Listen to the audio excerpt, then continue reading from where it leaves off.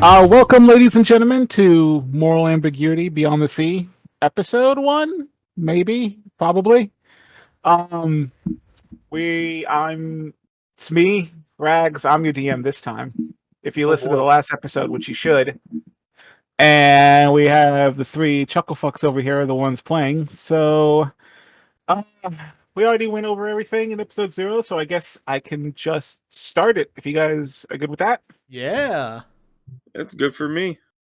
Yeah, sounds good. Okie dokie. All right.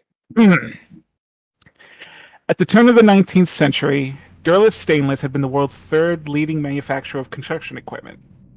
Julius Durleth had successfully corporatized his father's steel mill into what would become one of America's largest homegrown monopolies. However, it wasn't until August Durleth inherited his father's legacy that the company truly began its dominion. What started as a small venture into the burgeoning world of computers led to an explosive monetary growth, and saw the world label August as the man with the golden touch, and nothing really seemed outside his purview for expansion. A successful startup think tank led to Durleth Stainless becoming Durleth Multinational as botanical and genetic research springboarded into dietary and cosmetic manufacturing. By 1987, Durleth was founding the world's leading private scientific institutes, and to August, it was obvious where the next innovation was to be had: renewable energy. A series of wind-based turbines designed by Durleth, constructed in West Africa, had shown that a more renewable energy source wasn't outside of their reach, and a quick 10-year reconstruction of their undersea mining rig promised to turn geothermal energy into the new normal for the world. At least that's what Durleth's PR has said time and time again. Fortunately, you know from your own base research that even though Durleth Aero Energy was successful, it resulted in less than 1% impact on Africa's energy market, and many viewed August Durleth's efforts into renewable energy as just a pipe dream. Pause real Maybe. quick. Are you saying Durlith or Yeah. Durlis? Because it sounds like you're going back and forth.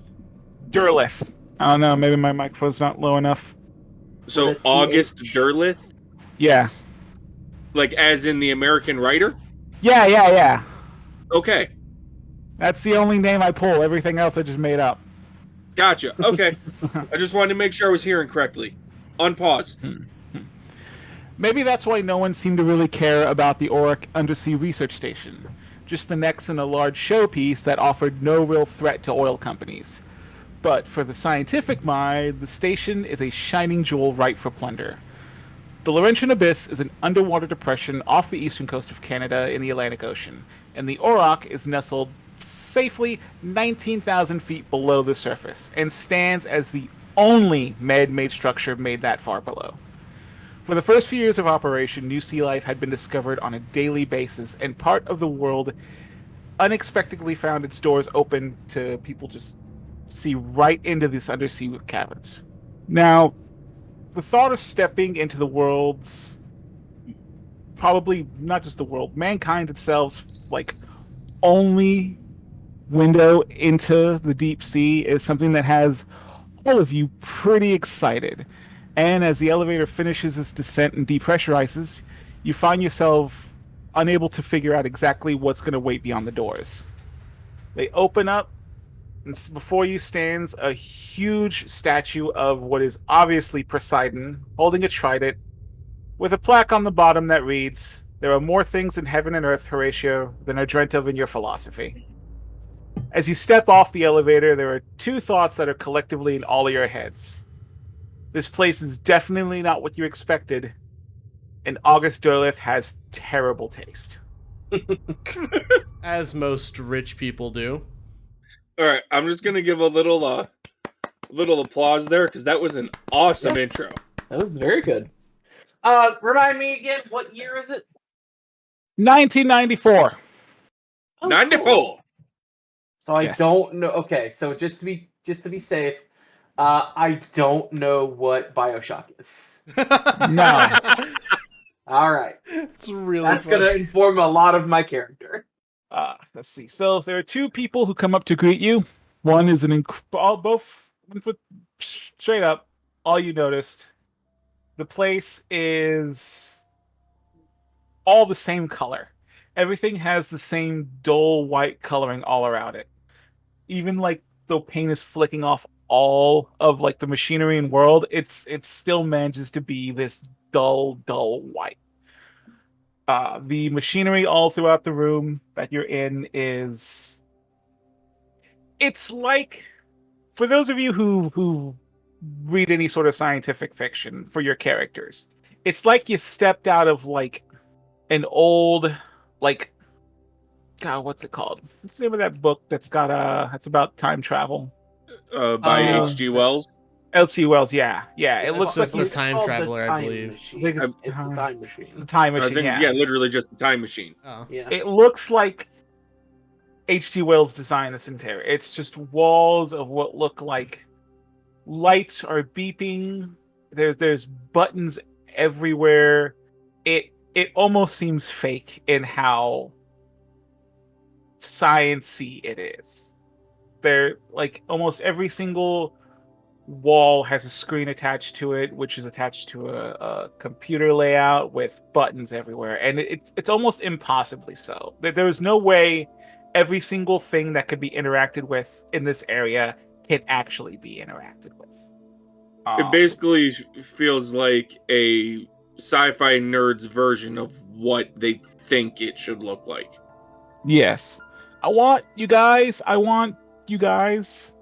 If you have, I want everyone to roll an aptitude. Easy, normal. Aptitude? Yeah. Aptitude. It's one of your main stats, characteristics. Okay. So regular then? Yeah. So I That's need to the get APP one. 40 Yeah. or higher, or is it 40 or lower? And you just gotta tell me if you succeed or fail. Okay. What is is succeeding higher than the roll or lower than the roll? You lower whatever your aptitude is. You got to roll your D100, and then normal is just getting yours or below. Okay. So like cool. mine's 50, so I want 50 or below. Yeah. Gotcha. I will use the advantage of rolling incredibly low D100 rolls. That is a failure for me. I rolled a 94. I rolled a 33, so that is a success for me. My regular is a 40. I rolled a 4, so we're good. All right. So both, I believe your names are Abigail and Benjamin. Yes. You guys notice that the buttons don't do anything. It's not real. Like the screens are just like pasted on. The buttons aren't actually buttons. It's all fake. It's just like a wall. They're just walls. You know, some of the places do have it. There's like one that's a very obvious console center that is actually running, but all the places that are meant to look like fake, make like consoles, are all fake.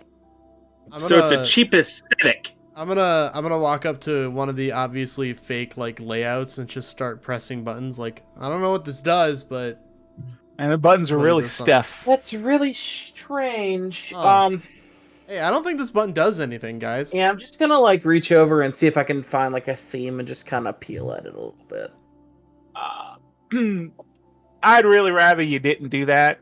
And you guys see two people walking towards you. One, a very, very large, and I mean like built man with a huge black handlebar mustache and his hair pushed back, not really slicked. You can tell he just kind of puts a hand through it. Next to him is, while not quite as large, is definitely as tall and as built, blonde-haired woman. Both of them are wearing these. I mean, if you had to guess, they look like spacesuits. These big, bulky, dull white, like everything else suits that are very clearly missing the helmets that are supposed to go in there, so that you can see their faces. Mm. The man comes up to you and he goes, "So you three are the new batch, right?" Yes, sir. Yeah. That's correct. Well, greetings. The name's Reese, Gal Reese. I'm the man in charge around here, and don't let anyone tell you any different. This here is my first mate. Which immediately the woman interrupts him. I'm the lieutenant in charge here, Dorothy Hill. We're not in the military anymore, Dorothy. Yes, but we're not on a boat anymore either, sir. I got yeah. Anyway, the other four already left, so you coming down here is the last shuttle, so we can close this up. And you see he pushes a button on the elevator. It closes up, and the loudest sound you have ever heard goes off. Metal screeching against metal. Oh, that's not a pleasant noise. Yeah, I- I physically cringe. You get used to it after a while. Yeah, I go bet we ahead. do. Yeah, I'm Highly sure we doubt it. do. Yeah. After a few seconds, the screeching finally stops. As he turns, he goes, "We got to make sure that the entire elevator's locked down. If it stays in operation too long, the air pressure gets to it, messes with the big gyros, and gives him a what's and what have you. Makes it going up and down a lot harder." So, Right. Gizmo, what? he turns around, kind of motions for you to follow him, as him and Dorothy head forward to the next room. I just kind of look at Professor Benjamin, and just sort of shrug. I do one of Like- those shrug backs where you're like, yeah, I don't know. Okay, I'll follow. And then I'll take the last spot in the marching order. All right, good. All right, I want you all to roll initiative, and All right. he leads you through very long corridor, and as you see through, you see that there are windows that are like sectioned off between the corridors. Like it's a huge long corridor that connects your room to what is clearly another room. And there are these huge window panes in it that allow you to see out into absolute nothingness except for lights. If you look through them, you'll see just nothing, but there's some dim lights out in the distance. Let's see. Reese kind of motions over. He's like, "Before you ask, those are just the lights on the other parts of the Auroch. Every single time we pass there, people are like, oh, look, it's some kind of underwater thing. No, it's just, you can't really see much out there. Those are like 3,000 lumen lights on the outside of the ship, and you still can't see jack. You're supposed to be able to see other parts of the Auroch, but unfortunately, can't."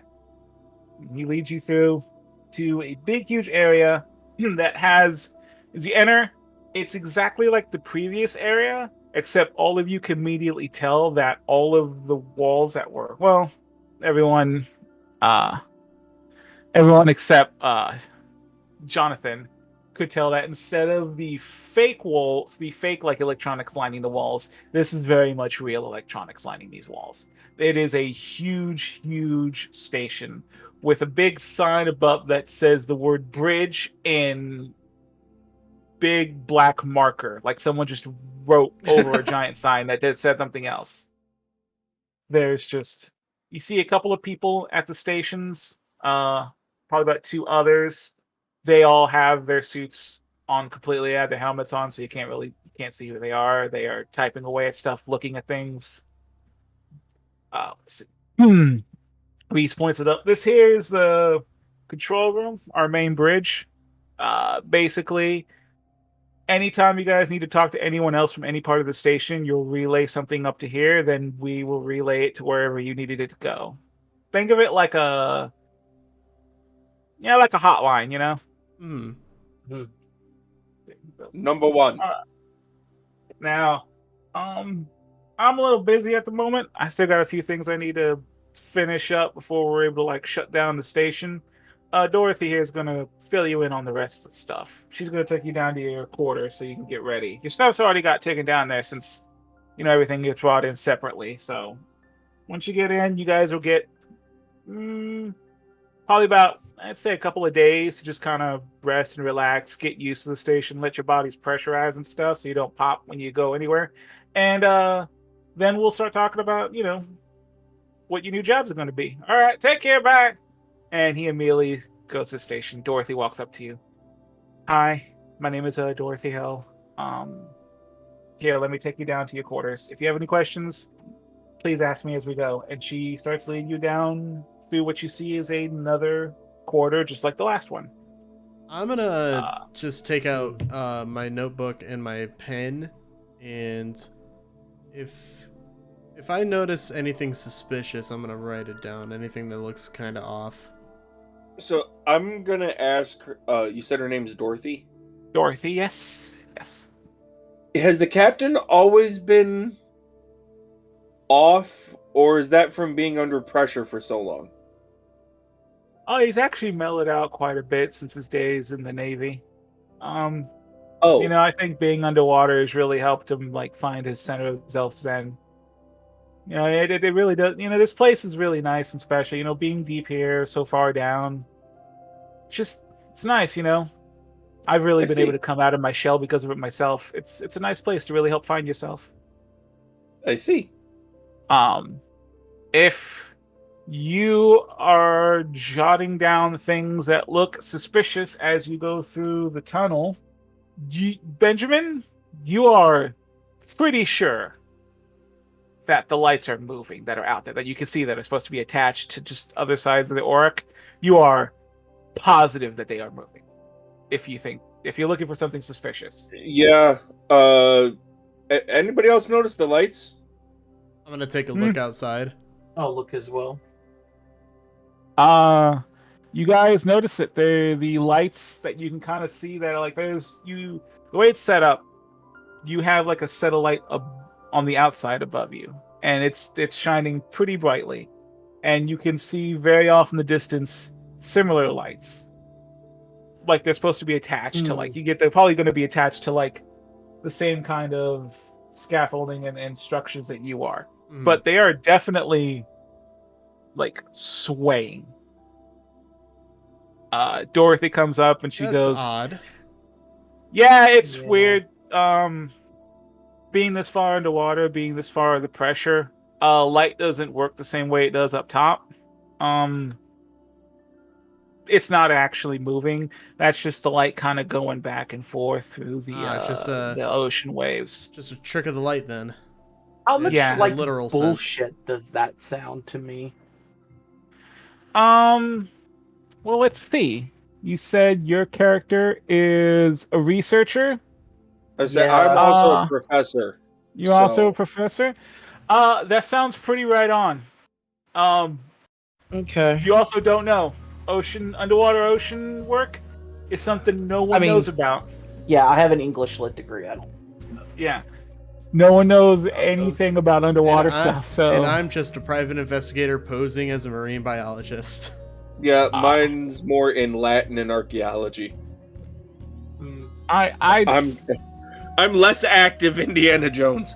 I mean, yeah, if anyone would know, I would think it would be Benson. If you two want to say roll an education check to see if that sounds like it's bullshit or not, you totally could.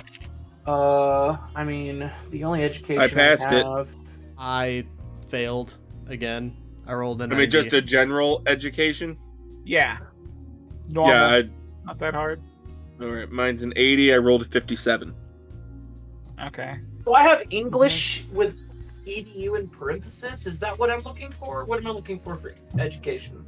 It's up at the top. top. It's a characteristic. Oh, it's underneath aptitude. Okay. What am I doing it under regular? Yeah, regular.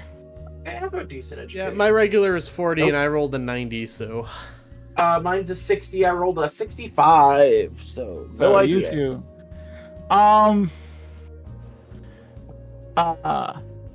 Matt, I'd say Jonathan, since he failed, he doesn't matter either way. That sounds totally acceptable. Jace, Professor Benjamin sits there and he goes, "Yep, that sounds about right. You don't know much about underwater, but that's a pretty plausible explanation." Gotcha. D, actually no. We'll refresh that. D, you failed it, but that does sound like a plausible explanation. Jace, you're into bullshit. You're into the occult. That sounds like a cover-up. Even though, like, you believe, you know what? I don't know anything about the ocean, but neither does anyone. That doesn't sound right. I mean, one of my things is also the occult, so that would be my shit. That would be my jam. So No one can possibly understand the ocean. the complete Right. opposite of my character, where I'm like, the cult is just a bunch of made up bullshit. Yeah. All right. I'm not gonna say anything. I'm just gonna file that away. Like, are they lying to us already? I'm just gonna keep that in the back of my mind. Guys, if I keep rolling like this, I'm not gonna be able to uncover the shady lab experiments going on in this facility. Yeah. So if you guys are looking at your maps, if you look at the maps of the Auroch top level, you'll see that there's a big one that says bridge. You guys came from that, and you're heading to the one that to the left that says ladder down. And you're going to be going from ladder down on top floor to ladder up down on the second one, Auroch second. And we're heading to the rec room. I'm just saying that so you know where we're going on the map. Gotcha. Yeah, gotcha. As you guys get to the ladder, you didn't notice it before, but now that like you're like properly bunched up, when you exit those tunnels, they kind of close behind you, and that's when you realize that like they slam shut doors, and you hear like a little beep beep, and you see Dorothy pull out a card to open up to the ladder. Once again, just like the bridge, giant plaque that said something before, but now has been scribbled out with marker that just says ladder down. And she pulls out a little key card, swipes it through, beep beep, opens up, and you guys. As we're walking, can I try and see what is written over? Yes, you can. That's gonna be how obvious do you want to make it? Do you want to just stop and be like, "Hey, what does that say?" Or are you trying to be sneaky about it? No, I'm just trying to see if I can even tell if it's any kind of recognizable writing as we're walking along. Like, is this something that they repurposed from that was their own sign, or have they written over something that was here long before they were, kind of deal? Since you are an archaeologist and a researcher, I'm going to not make you roll and say yes. You can kind of see that there is Latin written underneath the marker. Fuck. You can't tell what the Latin is. Hold on. No. I have an education in Latin. I know Latin. Oh, okay. You can kind of make out that it does say ladder in Latin. Okay. Anticlimactic there, but it is interesting that there's already shit here that's in Latin that predates them. So you were just looking at it. You weren't really trying to make it sneaky. You were just trying to look at it and see that it says Latin. Yeah, just kind of as we're walking along. Dorothy definitely catches you and goes, "Yeah, it's Mr. Derleth wanted to make sure that it just wasn't a scientific." And as she's saying this, you can tell she said this a million times. It wasn't just scientific and currently, but like that people of all ages would be able to come and learn something. So he made sure that everything was written in Latin. And just for our I listeners, don't know Latin. Ladder in Latin is scala. Yeah. Goes, I don't know Latin. Nobody here knows Latin. Nope. We didn't do it, Latin. But the first group of people who came here eventually just started writing down where everything goes. So if you see something written down, that's usually it's someone trying to figure out where it goes because... Is it bad? I've already got a theory where we're at. Oh, you think so, huh? So no, that's just an aside, not like. Yeah, I know. That's what I'm saying. You think so, huh? Okay, yeah. Dorothy, she leads you inside this sort of like little. It's like a regular elevator. Like I called the last thing an elevator, but it was a big, huge, box. This looks like a normal elevator. Elevators. Yeah, this one looks more like a smaller elevator, one of those glass elevators you're seeing in department stores that kind of opens up. And she gestures you all inside. You get in, doors closed, and it's just normal elevator thing. Takes you about 2 minutes though, but you reach like the second part. You guys exit out, and it's just like the same room. She goes, as she's leading you out, and she's leading you out of this into the rec room, she starts explaining, like, the elevators are basically you can use the elevators whenever you need to. They're not actually elevators. They're more like giant pneumatic tubes. They use pressure and air to move you up and down. We do this because this whole station actually isn't run on electricity, and from what they told us, no one could figure out how to make an elevator that doesn't use electricity. So, just pushes you up, pushes you down. So just be careful when you get in the elevators. Make sure they're fully closed when you get in, and don't stand near the edges too long. You know, Nothing's happened. You know, but when we entered, I did get the feeling that it was like one of those things at the drive-through bank. Yeah. That's a good way to experience it. Just, it's simple stuff. A lot of the things that work around here tend to be... how did the captain explain it? Well, the captain said it's all smoke and mirrors. Basically, nothing here actually works on, like, electricity. Everything here is kind of powered through, like, other forms.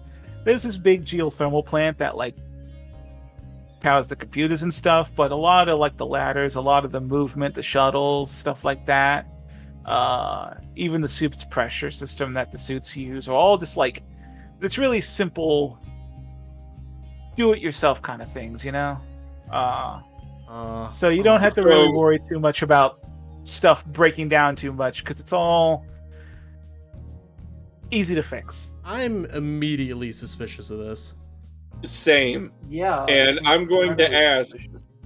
so this entire station is held together by bubblegum, duct tape, a wing, and a prayer?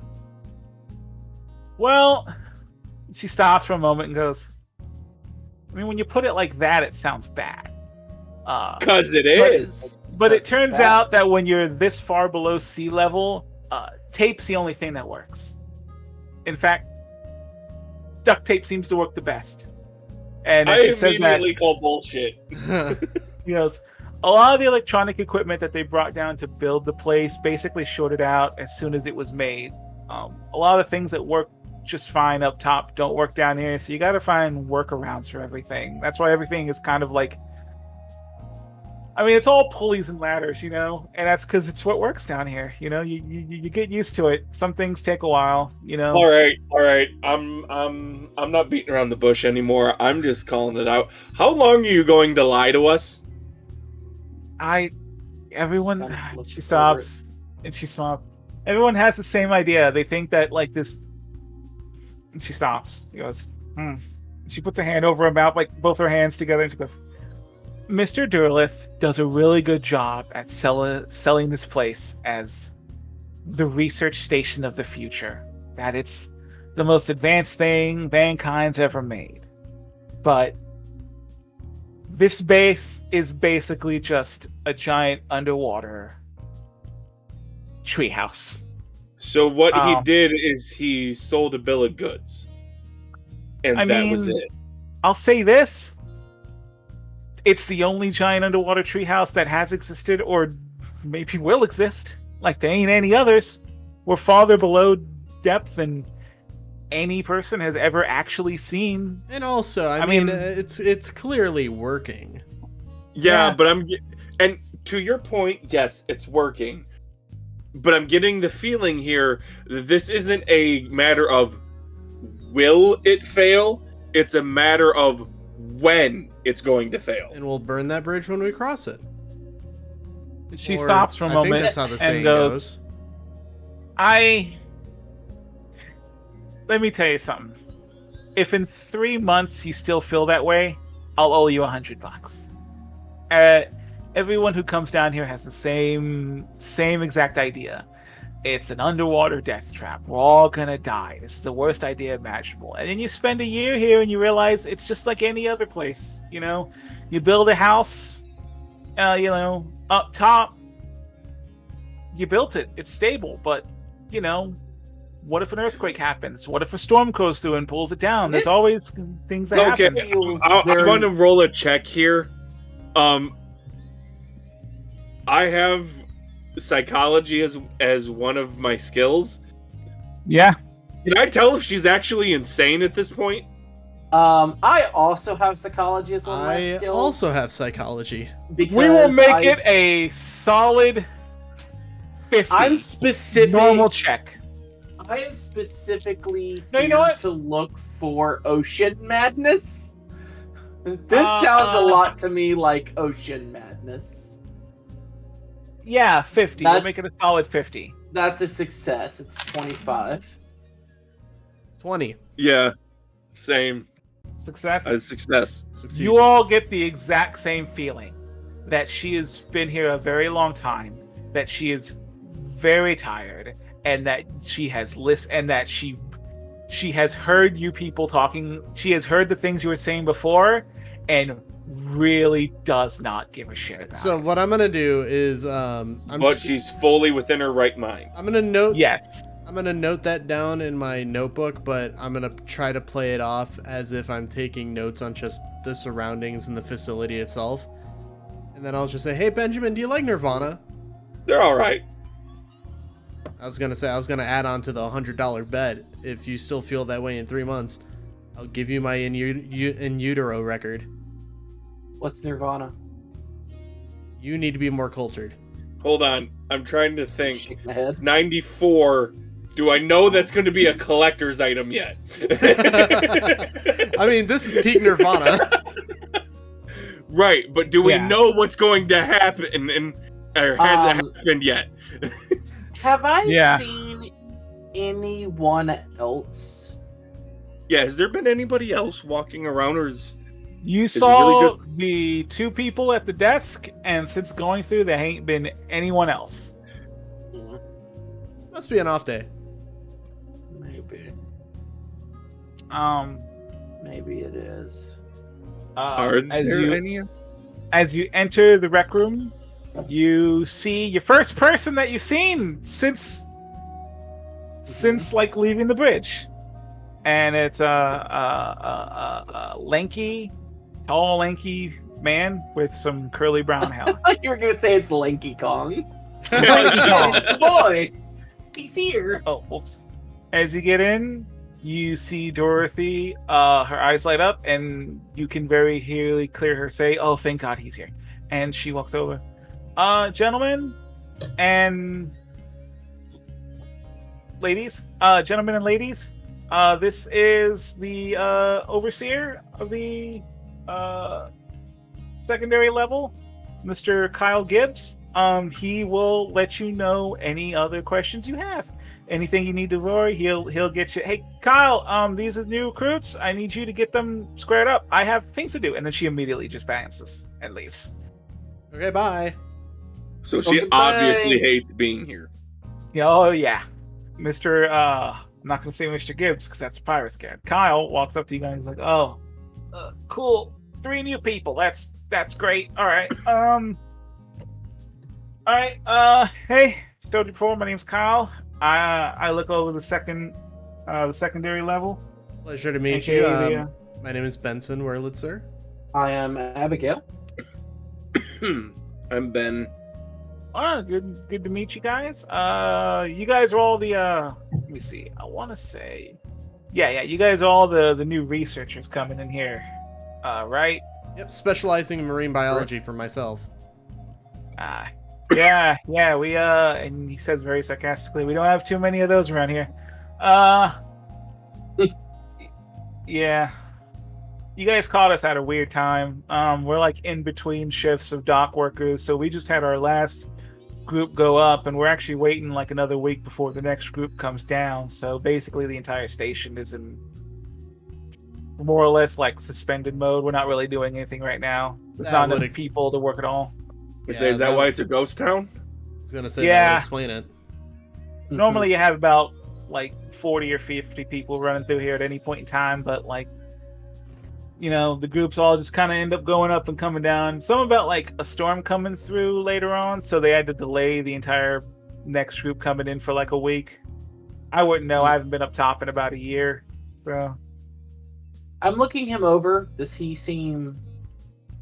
have any symptoms? Does he seem shell-shocked? Does he seem a little wild-eyed? Anything weird about him? he seems very greasy. Oh, okay. That's That's the whole thing. Okay. Like, are we talking like grease covered? You all three would not be surprised if he suddenly tried to sell you a used car. Gotcha. It's the feeling you get from this man. Gotcha. Oh, great. Good and great. This is the rec room. And the room you guys see is, very big. Much like the plast areas, it's got like the fake techno things on the wall. But now they've been really cute about it. And like this giant computer screen is actually a bookshelf that has a bunch of books in it. This little, scientific table instrument looks like you're supposed to cook on it, and the room is fairly large, probably about twice the size of like a normal house, like lengthwise. Right. There's a couple of like there's clearly an area in the back that you see. It doesn't have like a door. It's almost looks like curtains, but not made out of cloth. They look like the curtains are just like plastic, kind of like a Japanese door. Gotcha. I forgot what they're called, but yeah. And you can see from one of them that's kind of been opened up, there's like bunk beds behind them and stuff like that. So like it's a very, very big open area, but there's a lot of room and a lot of like things in the middle.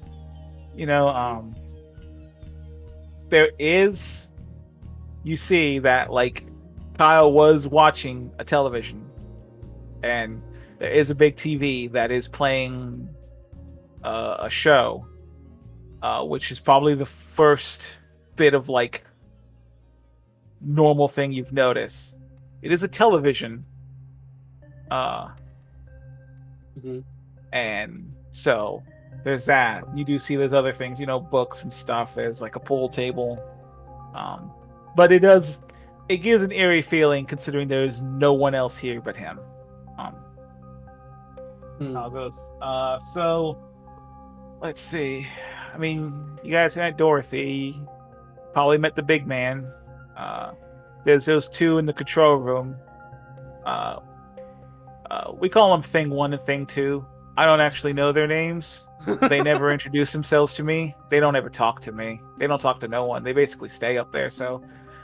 But, let's see. I'm trying to think who else is down here. Oh, hell, Professor Pickle's down here, too. So you guys can meet her. Professor Pickle? Yeah! Who? She works down, yeah. She works down in the Habitat room.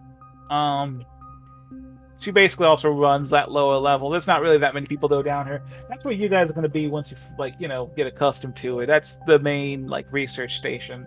This middle floor is basically like I guess you'd call it sort of like the parking lot. We have all the vehicles if you ever need to go out, and all the tanks and equipment are in here. We're basically like a place you pass through. And then the top floor of the Auroch is the control area. Got the bridge, and it's got like the main locker area. It's also where like the food and medical's at. You don't really stay up there, you just kind of go up there. But the top floor is like the main floor. We're sort of the middle, which is why I get the happy job of looking after it. And then old Professor, in fact, you know what? Technically, and he kind of you see him kind of shuffle a bit. He looks and goes, technically, since you guys are just down here, you're supposed to stay in this room so you can get accustomed to the pressure. But there ain't nobody else down here. If you guys want to, I can take you down to meet Professor Pickle down in the Habitat. Sure. As long as we don't get hurt in the process, I don't see any reason why we shouldn't. Yeah, fine with me. Yeah? Yeah. It's all good. Nothing really happens. Ears might pop a little bit, but that's about it. Then for the sake of quickness, I will say he takes you to the Habitat room. It basically takes you back to the ladder that goes up and down, but now you go down again. And if you look on map 3, it takes you to the Habitat room / training room. When you guys get down there, yeah, we'll say at the point you guys get down here, all 3 of you guys' ears popped. When you get there, the Habitat room opens, and you see a room that is completely unlike the first 2 levels. you kind of noticed it when you came down to the third floor anyway, that the faux decor was clearly not put in this area. It's all just the bare metal and pipes, like dull silver and black of like all of the machinery. It didn't really get like fancied up or anything. And when you enter the habitat room, it's like you guys have stepped into a greenhouse. It's the lighting is dull green and some dull purples. There is just plants Guessing like it's pretty all damn over the humid. place. Yeah, incredibly humid. Just like a forest when you enter. Of course, that's just the main entrance. You get a little bit farther, and the greenery kind of tapers off into more like a scientific area, still covered in the green and purple lights. And as you get close to it, you guys see a very small woman with very tangled hair that you can't see the color because of all the green and purple lights. And she is furiously like looking at a plant, taking notes, looking back. Kyle kind of walks up to her and goes, "Hey, Pickle! Look, we got your new roommates here." And the young lady looks up. She goes, Oh, thank God. I thought I was going to have to do like the entire inventory by myself." She walks up to you, goes, "Hello. My name's Gabby Pinklin. I'm the head researcher at the station." Pleasure to meet you. I'm Benson Hello. Wurlitzer. My name is Abigail. Ben. Abigail, Benson, Ben, yeah. Just so I know, you guys are the researchers. Can you tell me? I remember reading that, Mr. Benson, you were the marine biologist, Yes. but I'm sorry, I forgot. Miss Abigail and Mr. Ben, what were you the researchers on? I'm here for behavioral sciences. I'm conducting some research for a paper. Oh, that sounds fascinating. We haven't had that many like non-aquatic scientists come in. I actually wanted to ask you, is my paper on the ocean madness, is it supposed to be secret? It's not secret. It's just that you haven't told anyone about it. You're researching it, so you haven't really you haven't published anything yet. Okay, so then I'm not gonna say anything about it. Yeah, she says, she goes, personally, I'm so glad to have another psychologically researcher on here. The last one. Okay, now this is the important question that I need answered. Is she cute? Yeah. She looks like a gnome. She's very small. She's very short. Her hair I will give her a winning smile. She goes, "Yeah. I'm personally really glad we have another researcher here for behavioral development.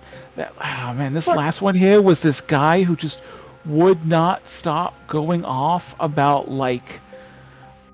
this behavioral research and how being underwater drives people crazy, and he was he would not shut up about it. It was so rough. It was That's really hard to talk to him. Well, I will do my best to keep my research to myself. And I'll flash her a smile. And then you, Mr. Ben? I'm here mostly for the archaeological side, specializing in the occult and languages. Oh, yeah, we get a couple of those every now and then. And she puts a hand on your shoulder. She stands up on her tiptoes to put a hand on your shoulder. I'm really sorry about your time here. I like her. Yeah, we've had a couple of the archaeologists come through. They ain't nothing down here. Every time we'll find some kind of, the boys get all excited because they'll find some kind of rock that's a lot more pointy than normal rocks are, or this one looks a lot like a box, and then bring it up, and then the archaeologists will spend all day, and then it turns out it's just a rock that it looks like a box. Gotcha. So so don't get discouraged though. I'm sure there's gotta be something, right? You know what they say, if it looks like a box and talks like a box. It's a So box just for as us. an aside, I'm getting the feeling this entire research team absolutely hates their boss and hates being here. Yeah, it sounds like it. You get the feeling from Gabby, Miss Pickle. She really is excited. It seems like no one bothers her. You can kind of tell. Meanwhile, everyone who's not a scientist seems like they could not give less of a fuck about being here.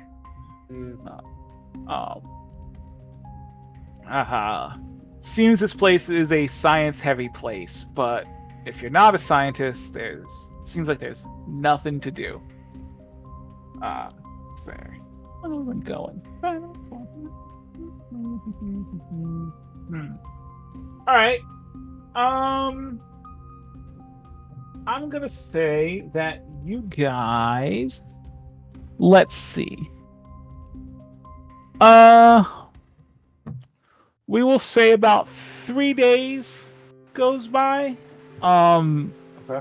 In those 3 days, I want each of you, starting with Matt and then D and then Jace, because that's how I have it written down. You go in order and tell me what you have been doing personally in those 3 days, with the knowledge that you don't really, aside from you go up to the first area, the top floor, basically to eat, or if you ever get you find yourself getting hurt, you have free run of the second floor, and you can, if you ever go down to the bottom floor, you're allowed to go to the habitation, or on the map it says lab number 2, because that's just like a if you wanted to go there. That's what you're allowed to do. In the 3 days, what have you done? So we'll start with Matt. Okay. So I'm probably spending a lot of my time. So we have like separate rooms, right? The rec room the rec room's a big, huge community thing. It's a communal space. Yeah. Okay. Now there's no one there, so you are very much able to kind of make your own space if you want to. Okay. So I've probably spent most of my time setting up a little area in the rec room for myself, and then going into lab number 1 and just keeping an eye out for anything that looks remotely suspicious, because I've heard tell of some shady stuff going on in either of the lab rooms. Okay, so if you pick lab number 1, number 1 has the same layout as the top 2 floors of like fake science stuff, and lab number 1 is very much you and uneducated man, I would say, like, not a Damn. scientist, what I Damn. mean, like no higher education Calling is out what like I got. This looks exactly what you think a lab would look like. There's stethoscopes and beakers. Yeah, it's got who's and its like and what's its. refrigerators, who's its Oh. and what's its. It looks exactly like what you'd expect a lab to look like, and there is nothing in it. Like, there's stuff, but there's nothing there you were able to really find. Okay. And since there's nobody working, I can't really ask anyone questions about anything.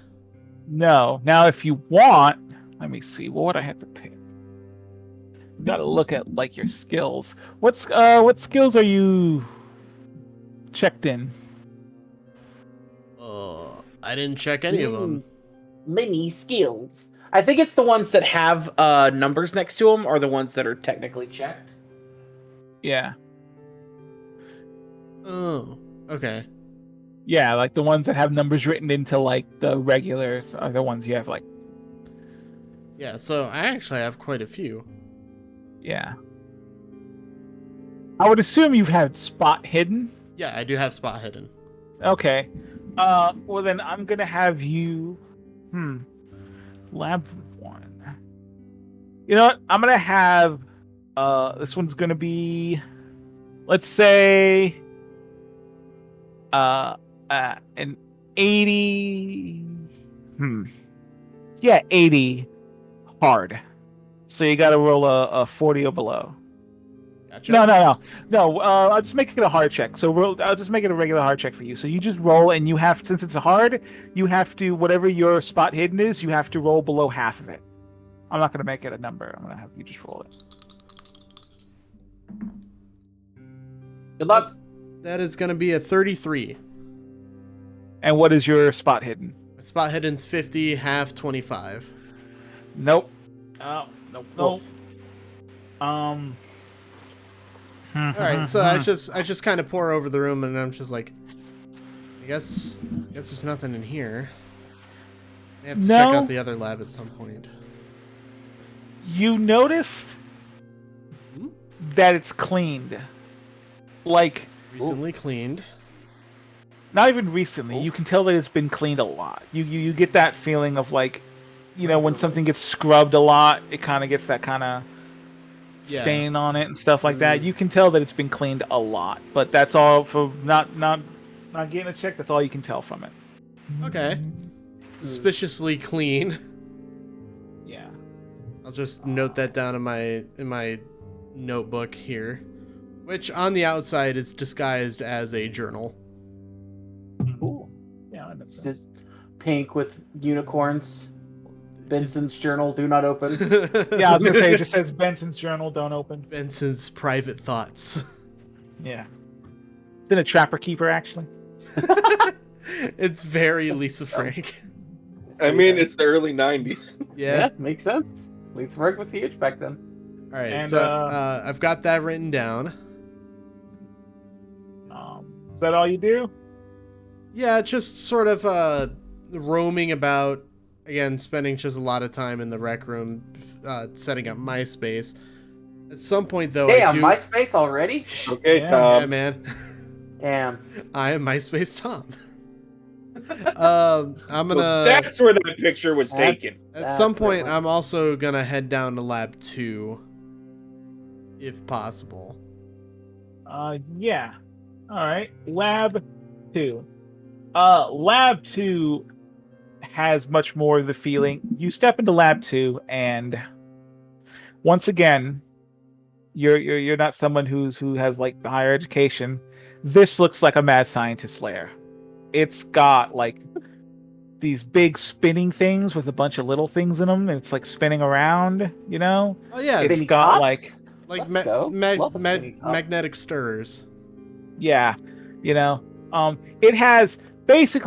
has real scientific equipment, but you probably have never seen real scientific equipment because that's not what like you see in movies. Outside of and a stuff. high school chemistry lab, no. Yeah. So like, this looks like, oh man, as an investigator, you feel like you've hit the fucking jackpot with this. There has to this be is juicy. some bad stuff here. So you give me Oh, that it's a shit. spot hit and roll, and it's a hard one again. You know what? No, you have to make multiple ones. This Okay. first one will be normal. So give me a spot hidden normal. 78 against my regular 50. You might want to switch dice. Yeah. Yeah, these blood dice are not doing me any favors. They are No. bloodying you. They really are. Yeah. I'm gonna grab a different duo of D10s. Just throw Um, those bitches in dice jail. There is you noticed the big thing that has a bunch of vials in it that spins really fast every now and then, right? Mhm. Oh. And when Even you I look, know what that's called. Maybe. A yeah, I know. centrifuge? No, yeah, Yeah. but he doesn't know it's called a centrifugal fuge. Okay. Yeah. Okay, fair. Yeah. That's fair. Yeah, that's what I was thinking. It's like, oh yeah, he probably has no idea. Even I know what that is. Now you do see that there's like a timer attached to it, so it spins a couple times and then the timer stops and it stops spinning. And when you look at it, you see some of the vials are full of a very viscous red liquid, and What's- you are pretty sure it's blood. What are they doing experimenting on blood? That's So you exactly probably- what I write in my notebook too. It's just iodine. Just blood experiment. It's just iodine. Here we go. Give me another spot hidden. This time it's hard. In that time, that's gonna be a 17. Oh, so you okay? Success. See? Switching dice. Just gotta get the good stuff. You notice that there's a lot of in like one of the like side off rooms that you see normally requires a key card, but it's open and the key card thing is like turned off, so the door's just open. And when you look inside of it, you do notice that there is a bunch of, it looks very much like steel cages that they would keep animals in. Huh. Don't like that. Okay. The door wasn't fully open, so you kind of had to push it open. If you hadn't noticed the lock was unlocked, you wouldn't have think of pushing the door open. But since you did, you notice it, and then that's when you see it's this huge hallway, bunch of empty cages. Some of them look busted a little bit, like bent and stuff, but they all look very much like dog cages. Okay. Gonna write down dog kennels. There's Now- a question I want to ask, but I'm not there. One Yeah. last spot hidden, and this one's extremely hard. So Does this dip into my 5th column? yeah, the third column. It's like Okay, and that's gonna be a failure. I rolled a 19 against my 10 in fifth. that's not too bad. That's not too bad. Yeah, not a bad failure, but still Yeah, a failure. You also And have the I'll- luck thing, right? Where you can dump a bunch of luck to increase Oh, You know what? the Yeah, stat or decrease you a can- roll, but it might Yeah. be a lot of luck, though. I don't know. It's you can use luck to do two things. The second one we're not going to worry about because you're not dealing with insanity yet. You can use your luck to basically the amount of like wherever your number's at. Mhm. Actually, I don't know if you can do this. We'll say we can do this in my game. However much like the difference is between Yeah, I was like gonna say since I rolled the Dude. 19, I could dump 9 points of luck into the roll Yeah. to make it a 10. I'll go ahead and say that you can do that. I'm not sure if we actually can, but that's a rule I'm making. Gotcha. So if you It's want our to use rule. 9 points of your luck to make that a success, you can. All right, yeah, I'm gonna do that. All right. Okay. You notice that there's a lot of water in in a lot of the sinks and stuff. There's a lot of like, which you notice water in there, and when like you test it out, and you can tell it's seawater. That's what you would have noticed when you failed. But since you decided to succeed it, you also notice that there are splashes of the water that kind of leads you to another room that, much like that first room, is unlocked, but this one is closed. You're going to have to try to open. It is also unlocked, but it's like fully closed. You're going to need I'd say a normal strength check to try to open it. Okay, to circle back to the cages real quick, are any of them Yeah. were any of them bent, did you say? Yeah, some of them were bent. All right, and Not completely busted, but just like, bent in odd shapes. okay. Like it had been knocked against something. So not like something clawed its way out, just that it was jostled? Yeah. Okay. Okay, None interesting. of them were broken in a way that would like completely break the bars. It's just they had been bent. Some of them were bent inward, some of them bent outward a little bit, Gotcha. but none of the gotcha. bars had been broken. All right, I'm gonna make a note of that, and then I'm gonna do that strength check you asked for. 78 versus my 80 in strength. Okay, you're able to force it open. It takes Oh, when you do takes this- some muscle, but I manage it.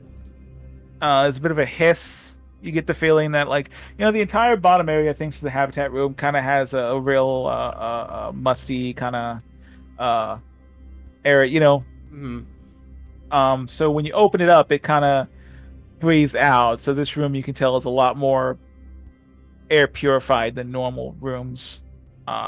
And when you do, you see that there are like, it's the same kind of tubes that are the elevators, but instead of going up and down, you see they're pointed like outward.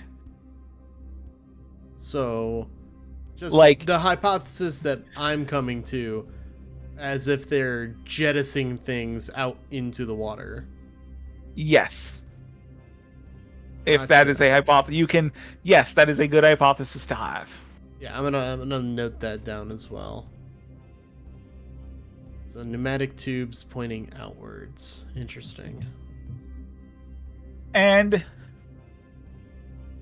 I'm gonna say that since you have been going around the kind of the last thing you'll see, since you said you were going up and like moving around the ship, basically moving around the station. Mm-hmm. Despite what Gib said, you've seen Thing 1 and Thing 2 every now and then walking around. And when I do, I just give them a polite nod, smile, and just like, "Hey, how are you?" They don't even. They just keep moving. They don't talk to you. They don't say nothing. They go do their thing and they go out. Okay. You never see more than one at a time, but you have seen them like moving about. Okay. Interesting. That's a little weird to me.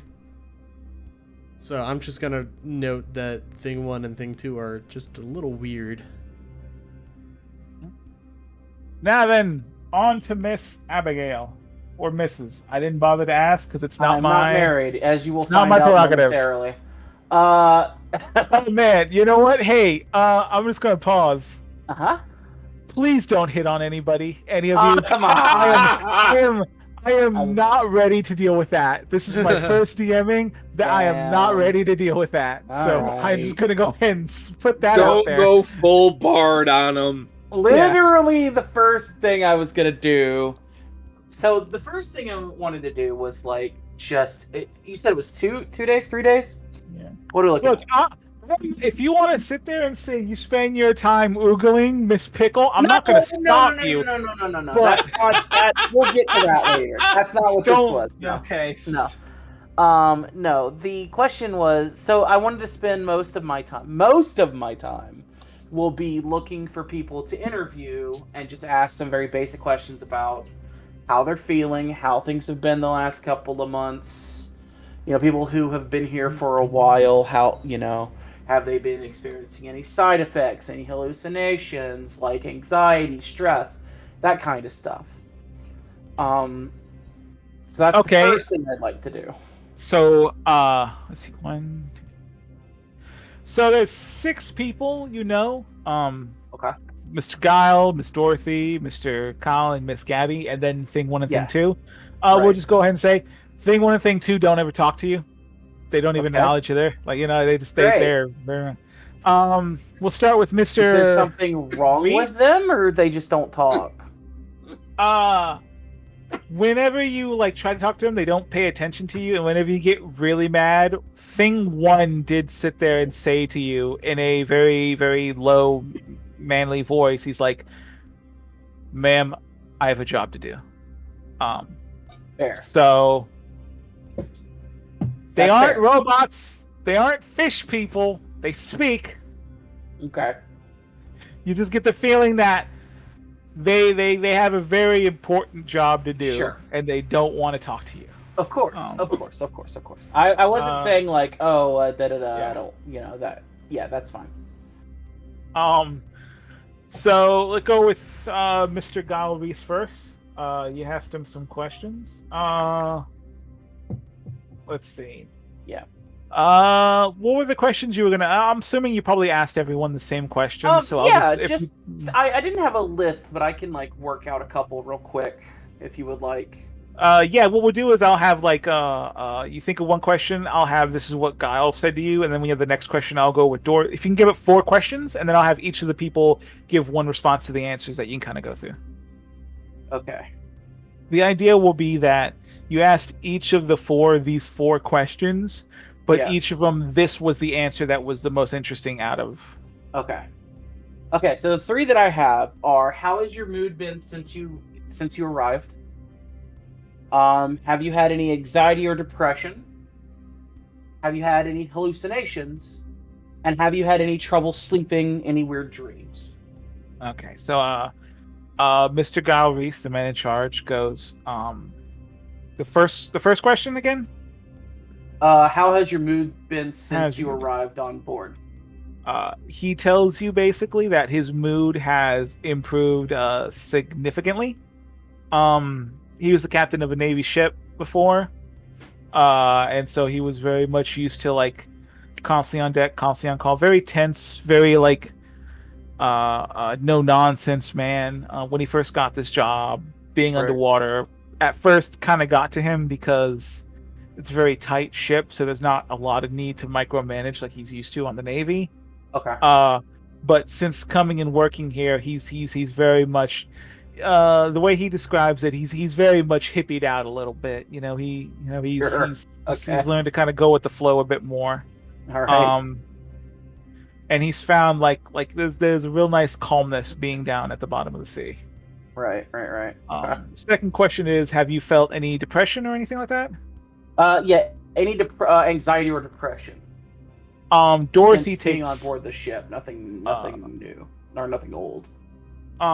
Dorothy's answer interests you the most because she actually explains to you she used to work on the ship as like the lieutenant for Mr. Reese.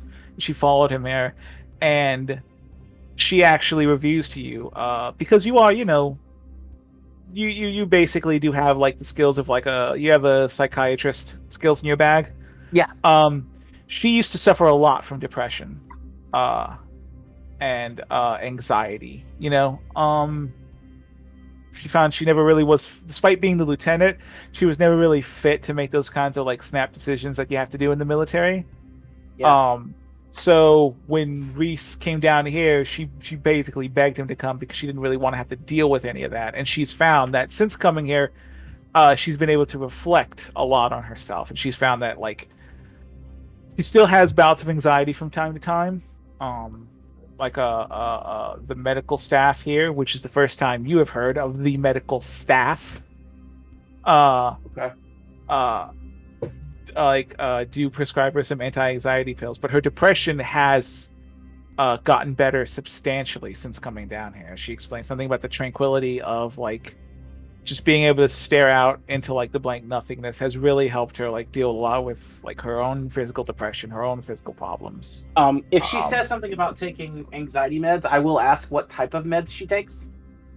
Yeah, great. And I have to sit here and look up anxiety medication. I fucking don't know why I said that. That's work for me.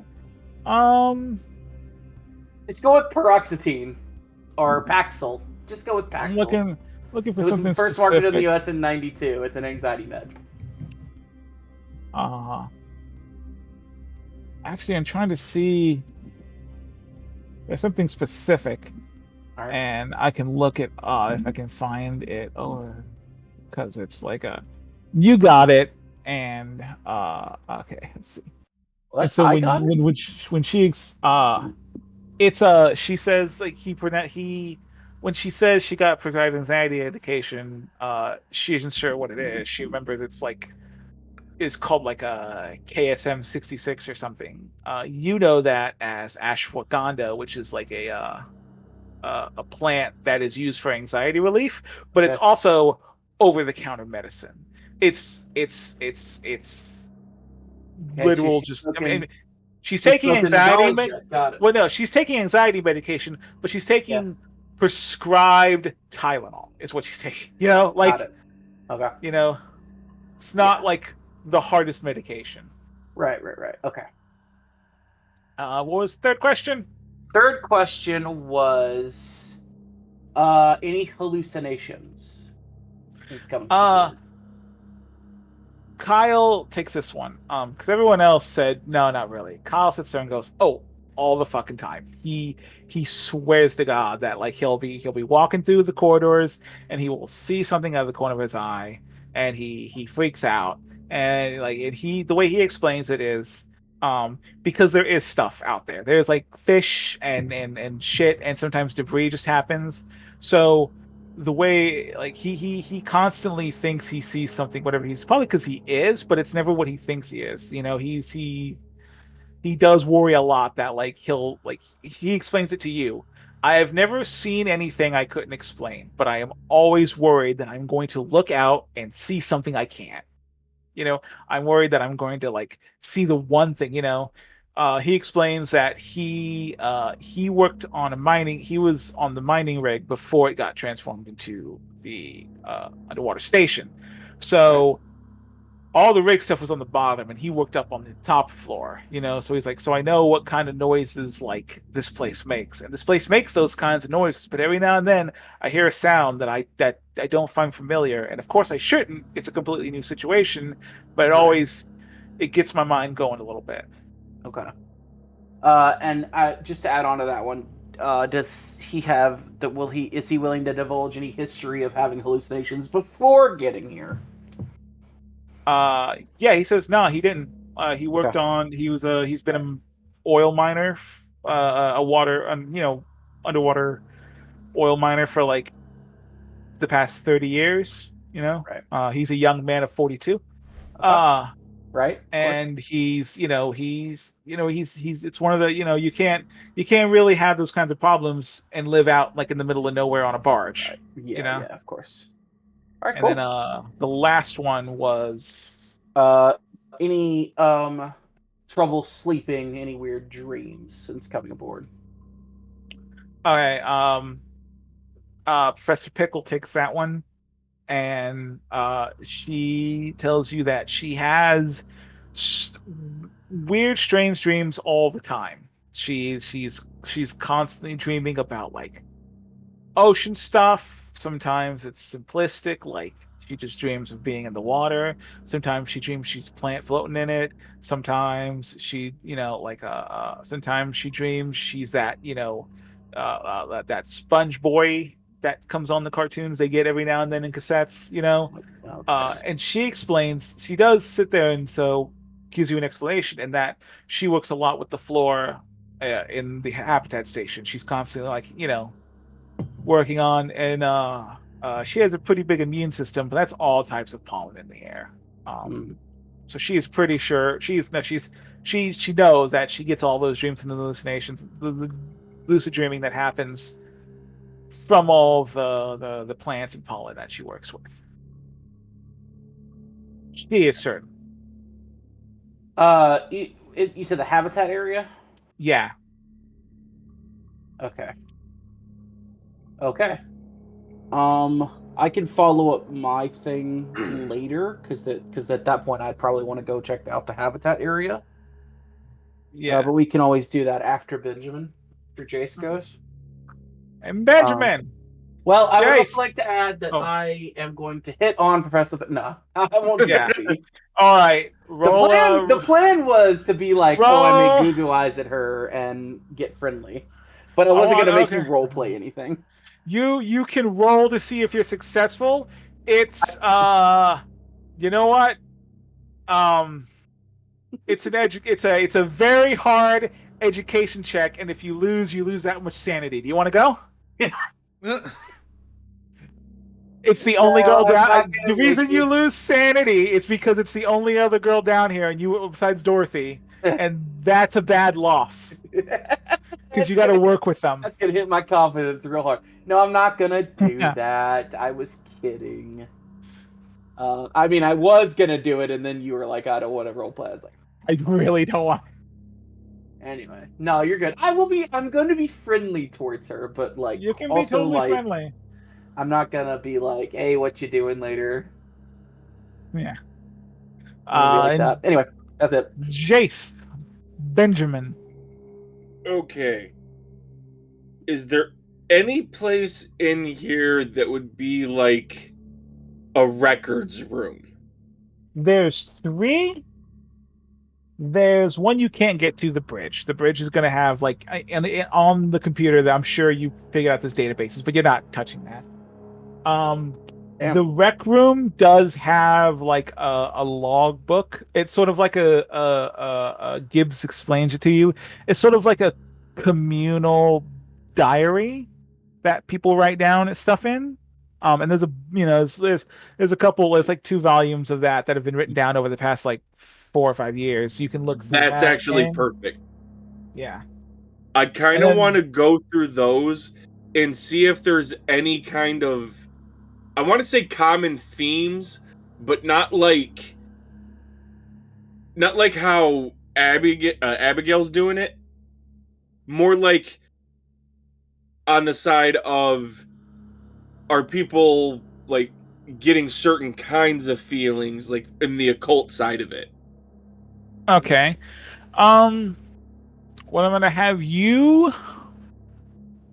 I see. I do have, Uh, I do have library, library use if that library use. helps. That's exactly what I was looking at. Library Literally use. using a library. I think library use is good. Hell You're gonna yeah. make two, a hard one, and then after we do that, you'll make a make a hard one first.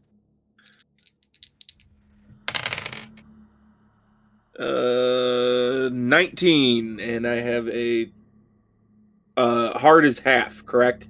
Yes. Okay, I got that one. Okay. So you do notice that there is a repeated pattern of everyone's first few days are the same. They're exactly like yours, guys. This place seems like it's a death trap. This place doesn't seem safe.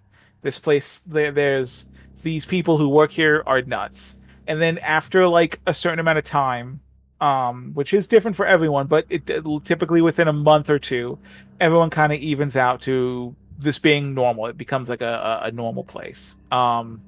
You do realize that before people leave, there does tend to get like a sense of anxiety starts to build up on the entries that tend to happen before they go up for their shore leave. That they do start getting more anxious. They do start getting more like restless. Mm. Which you could just to ascertain to like it's you're going to go on vacation in like a week, and so you just start getting restless because you already know it's coming up, but you do notice Right. that. Now make a very hard one. Okay, what do I gotta do here? Okay, I gotta get under a 14. Yeah, or close enough that you can spend luck. Yeah. Well, that ain't gonna be anywhere near close unless I want to use all my luck. That ain't So, gonna do it. I'll say this. I'll go ahead and say it. When we start after yours, we'll start back up after 3 days, and everyone will have regained their luck. So I'm go ahead and letting you have if you want to. Ooh, okay. Good luck. Yeah. Call of so Cthulhu games aren't supposed to do that. Luck's supposed to be like a permanent, but I want to be a little loosey goosey. okay, because the thing is like I have to get a 14. I rolled a 56. Yeah, I have a That's starting a luck lot of of luck. 50. yeah. So much luck. I have to use like basically all of it. That's a lot. Oh, but like it's so You know what? tempting. You know what? I'll give this. Rather than everyone getting their luck back, everyone would get half their luck back. So if you want to use most of it now, you will get So some much back, luck. but you won't have all of it. But you'll get some back if you want to. No. No, if I was closer, I'd think about it. But But no, not to use almost all of it. Cool. Okie dokie. Those are the only real like connecting thoughts you find. Lastly, in the habitat room / training room, there are like official records of like experiments that have been done on the like floor in the place, and there's also records that have been done on like a they also do records on like they also do experiments on like people. They kind of do like testing people's internal pressure and stuff like that. Like shit, since we're already down here, we might as well. Yeah. Basically the medical records are also kept down there Okay. too, on top of like science. Anything stick out on those? Same thing. 2 rolls, first one hard. For library? Yeah. Alright. Alright, let's use these two.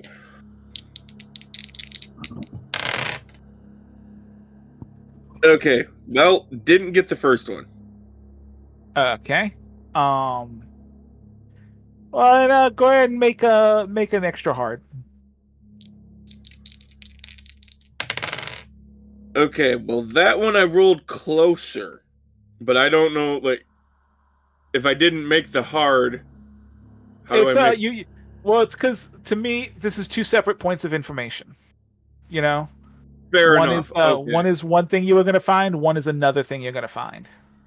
All right, because yeah, I rolled a 30 for that, and I don't feel as bad dropping like 16 points of luck. So I guess Okay. I'll do that to get that one. Okay. You find in the medical records for people that uh there's the same kind of like normal amounts of like blood pressure variation, white blood cell count, red blood cell count. When they first get here, there's always fluctuations in that because you're down here.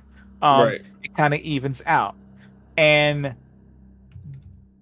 but before people are going to head up top, there is massive fluctuations in pressure, and you notice that there is a half split.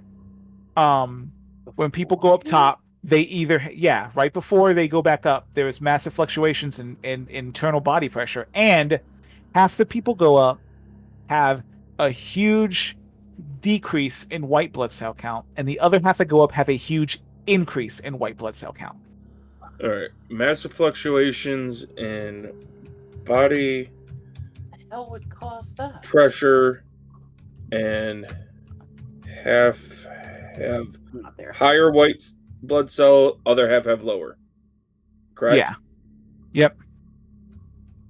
All right. All right. Anything else? Uh, that's it for in terms of something like that. If there's any, I say there's since you took 3 days, if there's any like one last thing you want to do, otherwise we'll just Yeah, no, I can't think of anything else. we'll skip to the third day. And like I said, our two who spent luck, you can get half your luck back, which I think is all of it. To just top up. Damn, you didn't tell me Um, that. I could have swung for the fences. Maybe I would have won. Who knows? You didn't do it. You didn't do anything that you didn't do any checks. All the I stuff you coulda. did was all the stuff you did was like I want to find out about people. I could I have mean, flirted. you role play. Yeah, you could have got all that sanity back that you would have lost by failing at your flirting with your boss. I mean, Uh, when you put it that way. Damn. It really do be like that, I guess, out here in them Yeah. streets. Out here under the waves. Yeah. Under the sea.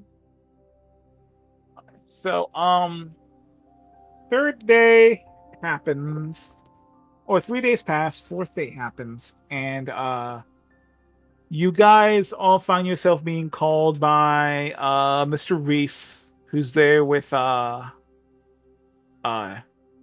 Dorothy, and for the first time you meet a I probably have to give this fucker a name. I was gonna give him another name, but I probably need to give him one of the medical team. He's the first medical officer. Mike. That's all he gives you, Mike. You ask him for his name, he says Mike. Yeah, Guile introduced him. This is Mike. Said, hi, my name's Mike. Mike. His name is Mike. Mike. Mike And Raj. you guys Anyway. stopped by the lockers on the first area, and he basically gathered up.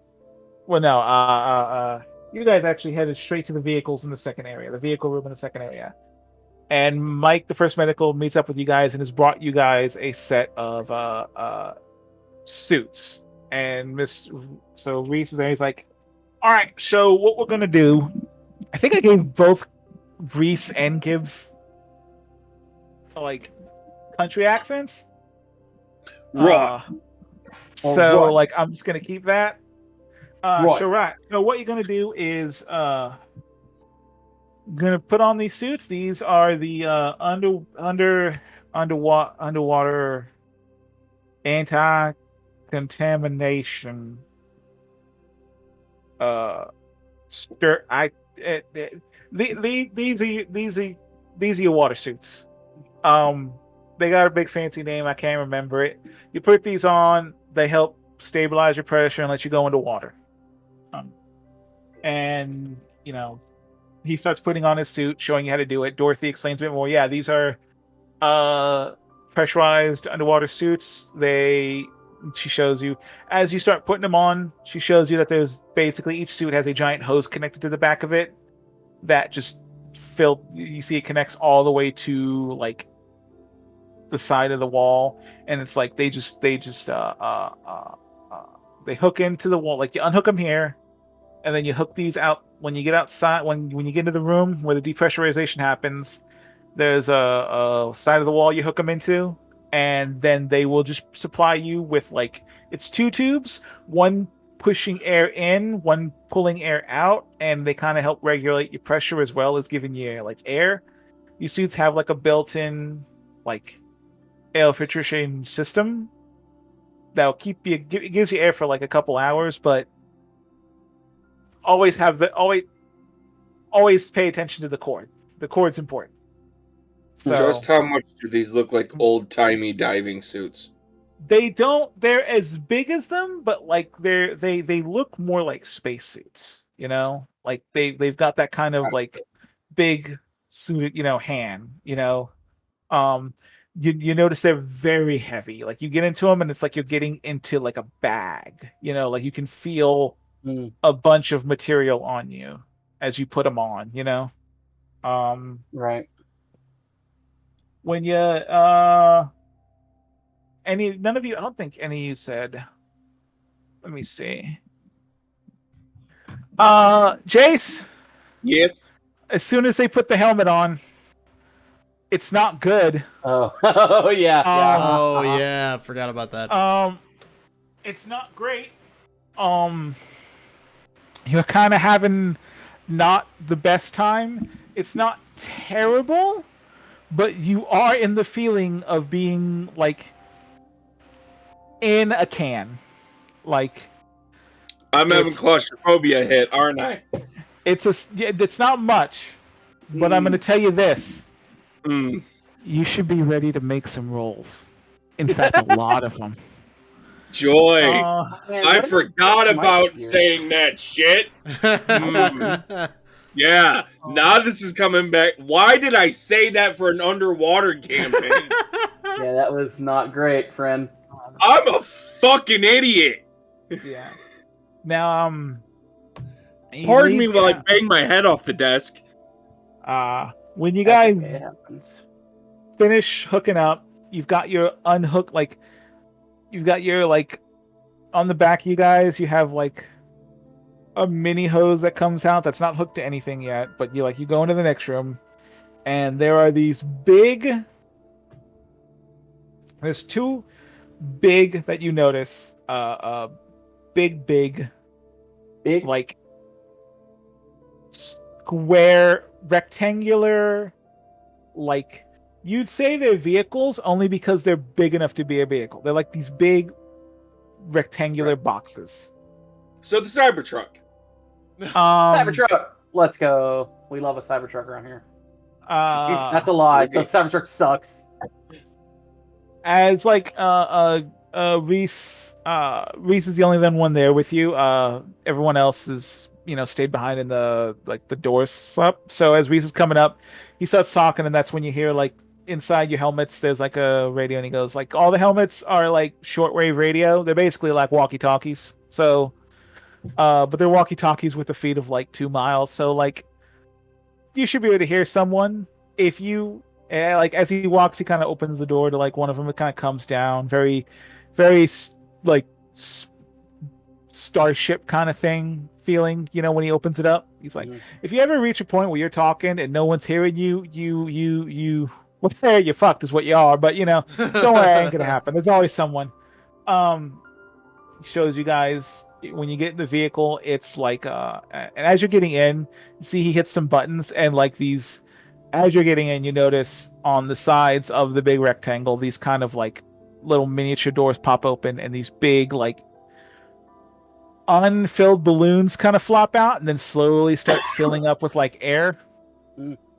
And he goes, as you get in, he closes it up, and he's like, uh, "The droppers. That's what we call these things, the droppers.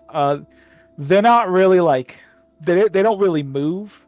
They're basically big, well, small, miniature, like versions of like the station. It's just like a small room that won't blow up in the pressure. And we use the giant balloons on the sides to fill and like unfill with air to like help us move up and down on the seafloor. Hmm. The droppers have like these huge tanks of air and depressurized O2 that we hook and he shows you as he's doing it. He hooks there's like his small hose is able to hook into the side of the ship or like inside, and he shows you guys how to do the same. He's like, so like, you know, we're able to use these as sort of like portable areas to go out and explore.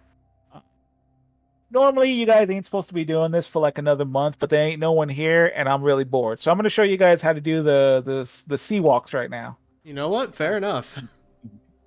That's fair, I not a suppose. sentence that never, precedes bad things. No, not never bad. I think we'll be fine. I think we're gonna be fine. So, as you get inside, the door closes. He radios in.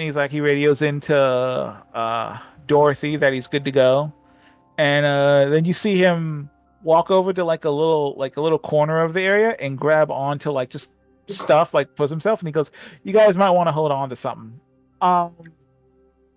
Let me see. I need some. Yeah, let's have some hard dexterity checks from all three of you. Great. I can do that. I will roll the dice, and that dice will say a 40. I got good dex. I will 26. roll the dice as well. I just got it. 33 and 40, so I'm good. My half is 30. I got a 26. Nice. My half is 35, and I rolled 26. Nice. Okay. You all managed to grab onto the things as you literally feel this thing get pulled out into the ocean. As you feel the rush, he goes, since there's no real way to like exit or enter, there's basically a giant vacuum that sucks us out or sucks us up when we come in or blows us out when we blow out. So we just kind of like, we just got hit. Then as soon as he starts saying that, there's just like a rumbling, and you guys all managed to grab onto something, so you're steady as this thing just kind of gets thrown out into the ocean, and you just hear the sounds of whooshing followed by nothing. And I mean, suddenly all the sounds gone. Cool. You can only hear your own breath and the sounds you make inside the suit. Well, that's unsettling. And yeah, I don't like you that. can feel slowly floating, but then there's like a very, very, like, you feel like a dull pop as what you guess is the sounds of the balloons expanding, and you can feel the floating is getting slower. Eventually there's like a dull thud.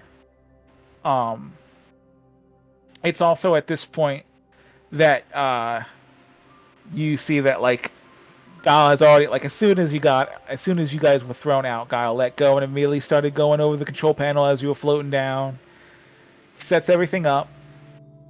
The way it works is, the doors basically, once you're down there and you're ready to go out, Guile shows that there's a big sliding door that closes between like the panels where you guys were at and like the other half of the ship, where you have like your cords tucked into the wall for the air. He slides that panel closed, and it basically locks off that ship. And then there's a depressurization that happens inside of it, and then the room fills up with water.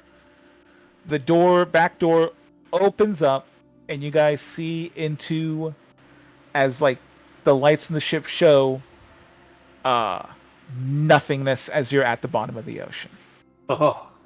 Oh And- boy. That's where we'll stop.